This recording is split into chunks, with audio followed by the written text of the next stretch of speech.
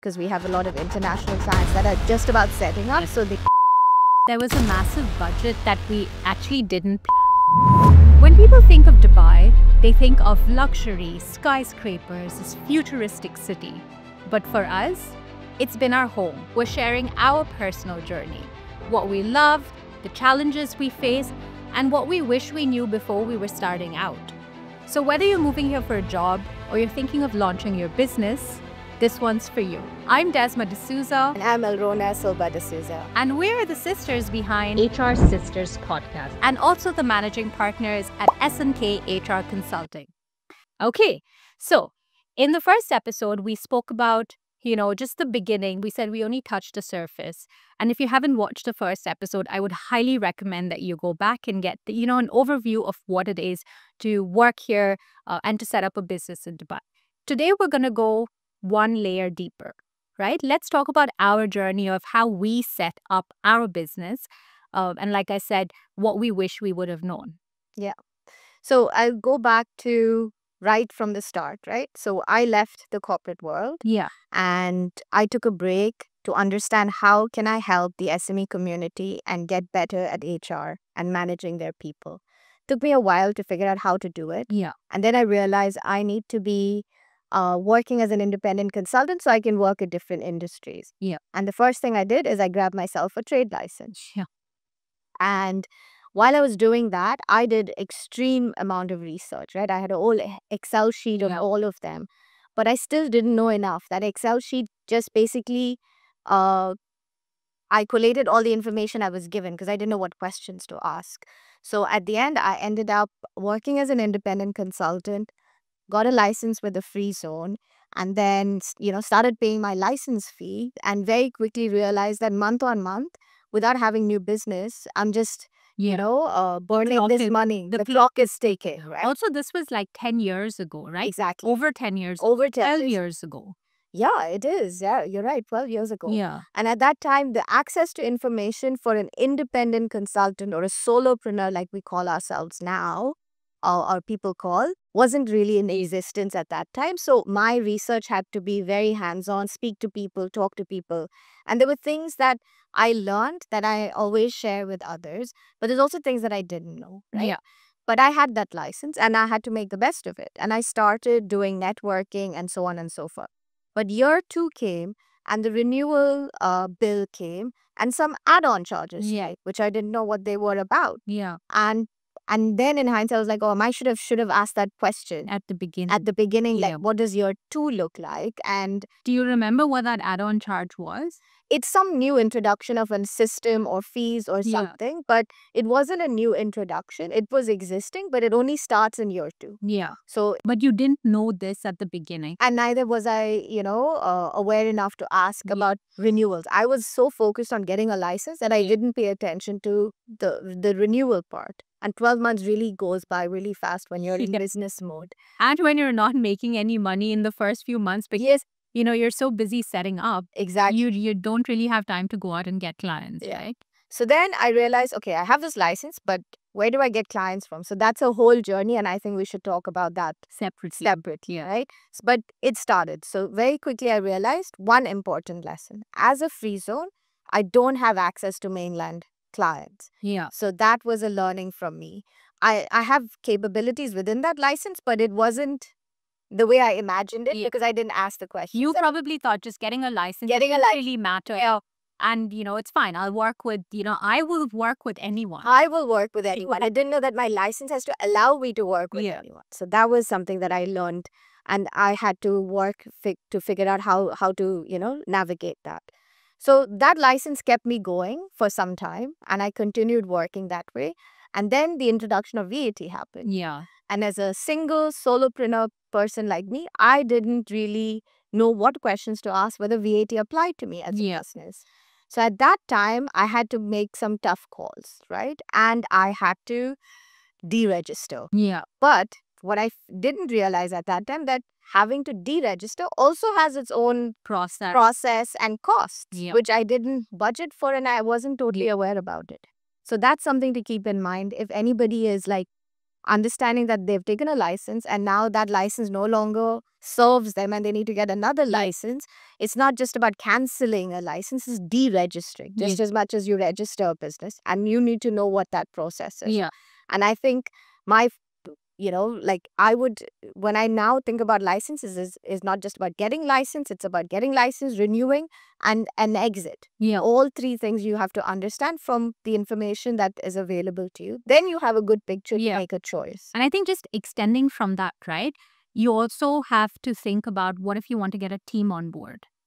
Correct. So I was working for myself at that time, and I had no plans at that time to get a team. And then after deregistering, I obviously had to pick another license. And again, I did the same thing. This time is to get a license for myself because I was still working as an independent.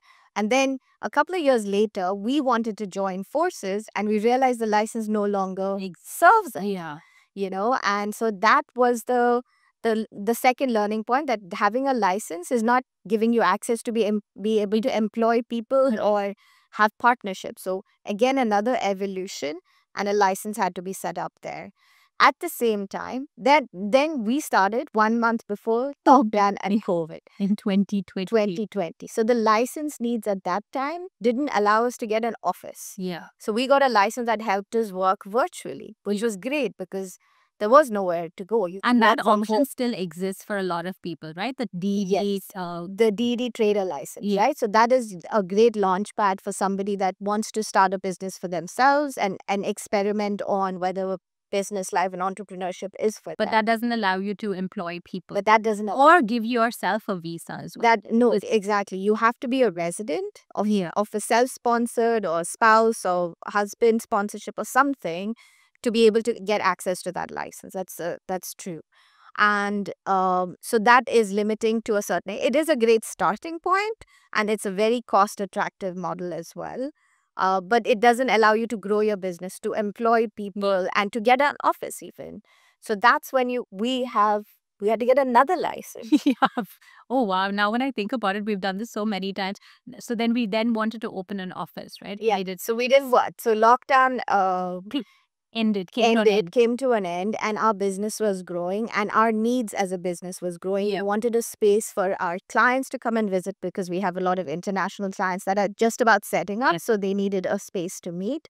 And, cafes and lounges and hotels served us for a certain point, but it was not the space where we can talk HR. Sometimes HR is a very private conversation, so we needed that space. Plus, before that, we were working out of your house.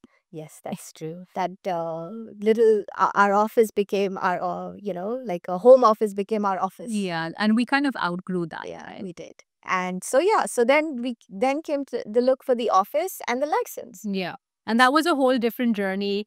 So let's just talk about that, right? Because this is a real challenge, like something that really needs attention. And there's so many things to know about how to go about finding yourself a space. Correct. And where did we start? We started by understanding, I think you and I had a conversation about where do our clients come out of? And then, where is it convenient for us to go to the office and come back? So the location proximity was there.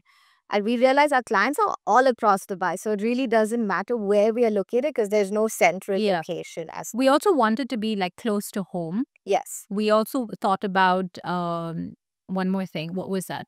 Which is, how much space do we need? Because we were like, we just want a small space to serve, 2 of us plus maybe a couple more.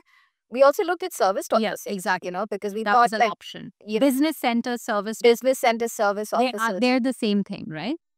Yes, and co-working is different. So that business centers and serviced offices are one and the same. Business centers. So what is a business center or service Business office? center is a place where they have the ability to offer you tenancy as a sublease. So you can get a piece of their space and get a smaller space and a smaller cost in terms of the lease. The commitment is not huge. And you can pay on a monthly basis, etc. So you have a get out of clause. So quickly, if you need an office space, they can provide you that. There's an infrastructure around it already. So there is desks and it's furnished, right? Yes. So some call it serviced offices, some call it furnished offices. But also there's more. They also give you Ejari. So depends on the service and the setup. The one that I spoke about where you can get out of it in less than a year, Ejari is not usually with that. Yeah. You have to commit to a year for you to get an Ejari, and a certain size space is there as well. Yeah. You get the service is where you have like coffee, tea making services, access to internet, etc. Plus also meeting room space. Meeting room space as well. And then you can also get services like reception.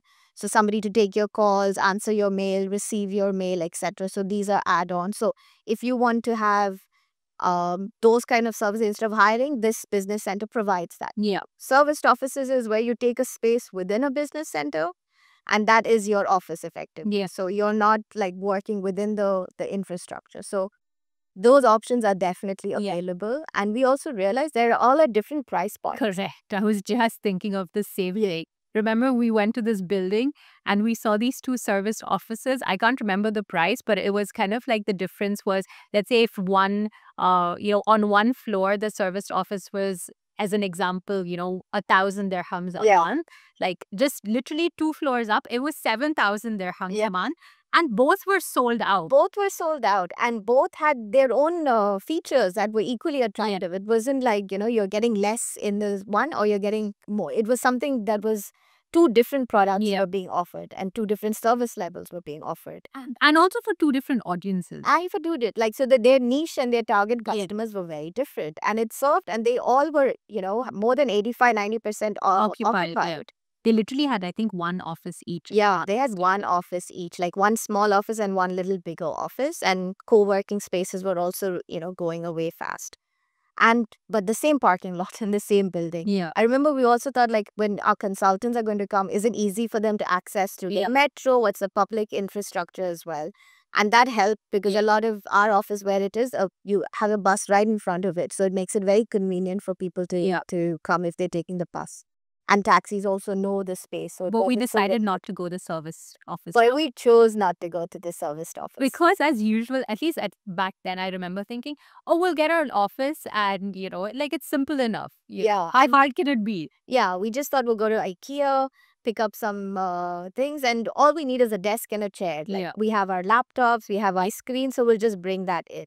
And so that's what we thought. Like, we don't need much. But boy, how wrong we were. Yeah. So when we started looking at office spaces, we found all sorts, right? We found things that had nothing done in them, and which now we know is called shell and core. Yeah. So these shell and core offices come around. So which means that not only do you have to you have to fit it out. Like you have to fit out. And that fit out can include everything from like sorting out ceilings to like building partitions, and in the partitions there is certain restrictions. You remember, like we couldn't make multiple offices because of the fire. Because of the sprinklers have to be there. So there's civil defense involved and their clearance before you do a fit out. Yeah. We also figured out like what was we got a fit out company. We'll come back to like how we found our office, but we got a fit out company. We were ready to go, but they couldn't access the office. They couldn't access the office, and they couldn't actually fit out during the day. They couldn't make loud noises during the day. But our office, so we went around Business Bay, Barsha Heights. Yeah, Barsha Heights, downtown. We did, downtown, and I think even DIP, we did that, right? But we realized like we can't go to Media City and some of these because these are free zones. So you had to get a free zone license. Yeah, there's that as well. There's, so, and we realized like we want to operate with mainland companies and free zone. So a mainland license is more beneficial for us. So that was a learning there. So there were some business areas that were not accessible to us. And then eventually we found an office at our doorstep, which was literally in Motor. Yeah, and we started dreaming everything about it. But before we could commit, that office space was bought. Yeah, that was our first choice. So we looked at two spaces. One was like ready to go, so fit out was not needed. I fell in love with it and I'm like, this is it. We have to move in. It had like these 2 offices built. It was perfect. And a nice reception Yeah, area as nice. well. I remember with the Exactly. glass and everything. Exactly. And we're like, this is it. Where do we sign? And after they showed us the office, they're like, oh, by the way, it may not be available. Yeah, there's one other. Yeah, one other party interested, right? And sure enough, they made an offer in the evening. And the next morning, we lost the office. So we went like this to this very quickly. Yeah, in 24 hours. Yeah. We had an office and we no longer have an office. And then I remember also seeing a second office in the same building, which I really didn't like. It was stuffy and not well maintained. It was a much bigger office, but I was like, no ways we're going to. And that was the other thing, right? Because it was a bigger office. We're like, we don't need so much space. Correct. We need a smaller office. And we're like, what are we going to, do with this space and so on? And then when I saw it, I had a different Yeah. things like, it's a space, we can do something with it. Let's just get it and we can do the fit out for it. And then thanks to your relationships, we found somebody that was available, because not all fit out contractors are available when you need them. Yeah. So that was something that I. But also, like, there was a massive budget that we actually didn't plan for. That because of the fit out, because we thought, oh, this office is fitted out, and we somehow thought that we will magically land an office that we didn't need to spend on the fit out. Just like we thought it'll be a normal office and a serviced office is what you say. Exactly. Yeah. And so there was a massive, not just spend in terms of money, but also time, because it would take us at least a month and a half to actually occupy that office because of the time that it would take for the fit out, right? Luckily, when we got this office and we were talking, we were able to get a month's rent taken off. Like, we got a 30-month lease for a 12-month period, because they give us 1 month rent free for fit out. Yeah. So that could be something that, other people could negotiate with as well. And a lot of people do. I recently found out there's some companies that give you a space and they themselves do the fit out. Oh, okay. So you don't have to put, but obviously there is a cost associated to that. So that's a new way I've seen, like, so they can keep the space looking the way they want it, so that they can continue to maintain it to theirs. But I think now how commercial spaces are working, like, you need to make decisions really quickly because they, I think there's a shortage also. I think there is a shortage. There's not enough space for the businesses that are there. The space is coming up, but you have to. They're all in process. There are lots in process. There's lots of buildings that are being upgraded as well. But the market is hot in terms of commercial space, and like prices, and the market is really, really hot in terms of the rents that are there right now. Yeah. And sadly, at the end of the year, we have to leave this office in October. So if you watch this and you know of any amazing spaces around the Motor City area, please ping us or pop a comment in the comments below. We'd love to hear from you, because we're going to be looking for our next office at the end of the summer. So please help us. Yes, I'm sure you have some great ideas for us. Yeah. All right. Okay. So then we got the office, and what were some other things that we needed to set up that obviously didn't just come with the office? How we thought like, oh, it's going to be easy, but it wasn't. Yeah, I think that's a good attitude to have, but sometimes you have to still, do some work towards it. So we had to get like Diva and the Emicool and things like that. But before that, we realized at that time that the license we have, we can't get an office. Do you remember, like, that DD Trader or Lao sites? We just went to the real estate agent. Oh, yeah. To put our money, and he said, oh, this license is not for an office. That's and true. Very quickly we had to find another license. So that was another expense. Okay, so just to recap, we had the DD Trader license. Oh my God, I totally forgot about this. And then we needed an office, so we got the office, and then we put in an offer. And then when we put in an offer, he's like, hang on, this license doesn't allow you to get commercial space. So then we had to go and get a new license. We had to figure out, first of all, like, what license? Like, where do we go, and so on and so forth. And that, and we had to turn this around really quickly, because we could put a deposit, but there was no much of a commitment we could hold that person to, because even then the offices were like, running fast, and that's how we lost our first office, right? So we were like, we were scrambling for this license, and then we realized, oh, this is the cost for it. And so we're like, okay, this is like $1 million sort of decision where if we don't do this, these are the consequences. So we just Decided to suck it. went for it. Yeah. And as we were building the license, we're so happy. Like, I remember when we were looking for a name Yeah. and we realized like an Arabic name and a non-Arabic name, there's a premium associated with a non-Arabic name. So we went for the Arabic version of our name, which was an old version of our dad's Grocery. grocery, Al Ronak. Al Ronak. So we used Al Ronak HR consultancy. We were so chuffed that we saved like 2,000 dirhams or something. Yeah. But Bad decision. yeah, but then after like within less than 6 months, we realized we can't do this. We need to have the brand in our license. So we had to do a name change process. And as well. that was additional money out of That was pocket. more additional than just spending the 2,000 for sure. And the time, it took us away from the time. Like, so that's a deviation that we didn't need to have if we had Yeah. done it right in the first place. And also, let's be honest, like we didn't have that money back in the day. That was literally in our second year of business. So, like paying for the full fit out of an office, paying for all of the license charges, that was just not, but we didn't budget for all of that. No, we didn't. So- I mean, because we thought we had a license. Yeah. Like fit out was an accept. There's a level of acceptance because, we wanted to redo the office. We could have technically moved into the office we I think that selected. acceptance was only from you. I was still traumatized that we lost that first office. If you remember, I was And like, I can go back to our WhatsApps and see yeah. the picture of the office and the sad face around it. Yeah. I was ready to like just embrace whatever we got. And then when we got the office, when we said we're going to fit it out, we said, okay, what do we need? We just need a basic table and we need a chair and that's it. So then, I only wanted one thing to be changed was the kitchen. yeah, you wanted to I remember upgrade the upgrade pantry. the pantry and like thank God we did that. It's such a nice space for us. But it was an additional expense that we didn't have money for. But, So that's why we didn't buy any reception, right? Yeah, In the beginning. we- We're like, no, let's do the kitchen. We don't need anything. Our office and the pantry because that's where we need it the most.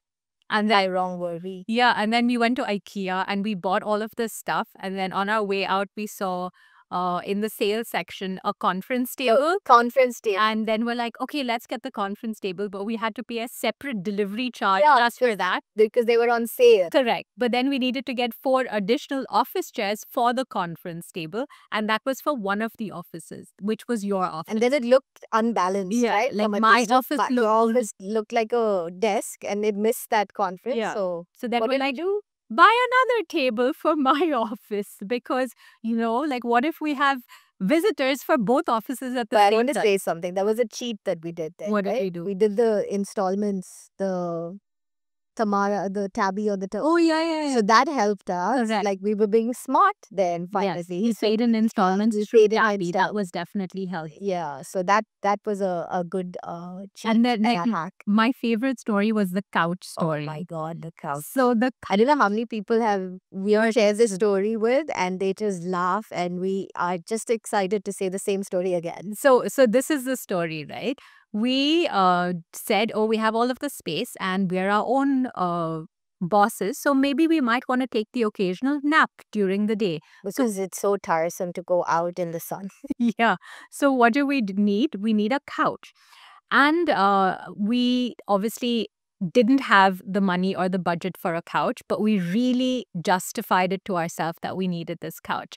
So we went to all of the furniture stores and we found this gorgeous couch that we fell in love with. And every couch that we looked at went through the sleep We test. didn't sit on the couch. We Lay down, yeah, to test it. And so we fell in love with this couch, which was way over our budget, and both of us knew it. by this time like it was over our Yeah. budget. Like it didn't exist. That Yeah. budget didn't exist, So we took a picture of the couch and we took a picture of the price tag and we sent it to our financial controller, our This is partner. what you need in your business. And we were like, please, can we buy this? We needed someone to give us permission to spend this money that we didn't have.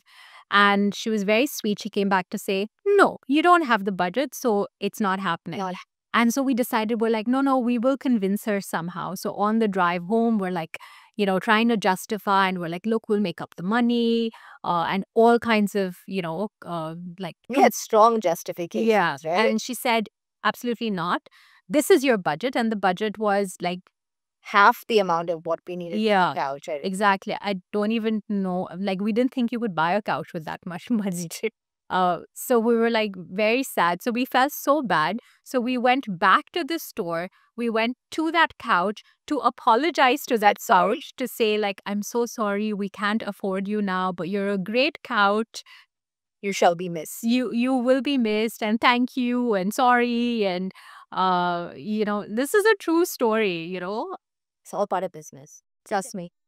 But anyways, all the emotions you feel, whether you're, it's all part of building a business, I feel like. These are like good foundation stories. At that time we had fewer clients, so we had a little more time to be able to do this, right? And they generally tested Motor City's access to all the furniture stores. Yeah, Like, we knew, oh, it's just 15 minutes to get here and then 15 minutes to get there. Absolutely. Anyways, the short version of it is we did buy a couch in the end, and we have never napped in it since. It just sits there. It has 3 gorgeous pillows on it, and we actually took lots of our initial videos on it. So it featured in something, but it was It served a purpose. yeah, but it never ever. We just grew and our clients kept us busy, which is a good thing. Yeah. Anyways, so over a period of time, we eventually furnished that office, and now it's time to say goodbye. And now Soon it's- enough. exactly. But it has served us well. And what I would say to anybody that's coming or setting up a business is like, think of that space as what it has a potential to do. Correct. Because sometimes when you're going in, I remember, like, even when I talk to employees that are locating here, and I have to give them an orientation of what real estate looks like and like how apartments, I have to always tell them, like, don't look at it as you see it. You have to see how it will be when you put your Yeah. stamp on it. So you have to like visualize what the home looks like. Don't look at the way it's been presented to you because it might not be the same. So, look beyond, look at its potential and look at some of those things as opposed to like the way you see it right then. Yeah. All right. On that note, I think we've shared a whole lot. Like she said, we've gone slightly deeper than the surface. So thank you so much for spending this time with us as always. We hope you liked our little stories that we shared. And if you liked them, drop us a comment so we can share more. Trust me, we have a lot where this comes from. And please share your stories. We're not alone, right? Share your stories in our comments and we'd love to hear them. Yeah. Also, if you have any specific questions, pop them in the comments as well. We'll make sure that we answer them. Until next time, see you in the next episode. Ciao. Ciao.